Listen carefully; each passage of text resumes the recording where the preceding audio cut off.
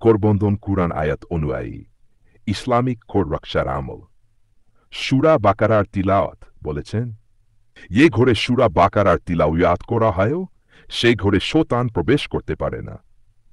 প্রতিদিন সকালে বা রাতে ঘরে সূরা বাকারা তিলাওয়াত করলে আল্লাহ তাআলাকে হেফাজতে রাখেন।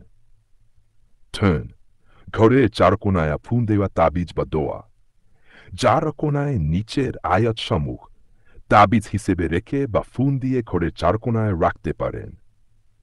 তাবিজে ব্যবহৃত আয়াত সমূহ সূরা আল ইখলাস, সূরা আল ফালাক, শক, সূরা আন নাস, আয়াতুল কুরসি। পদ্ধতি কাগজে পরিষ্কারভাবে আরবি আয়াতগুলো লিখে কাষ্টি পাথর প্লাস্টিক ব্যাগে রেখে ঘরের ছ্যাক কোনায় রাখুন।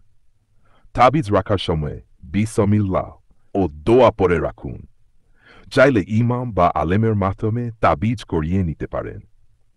ইউটিউব ভিডিও শেষে বলা text like, share, comment, subscribe.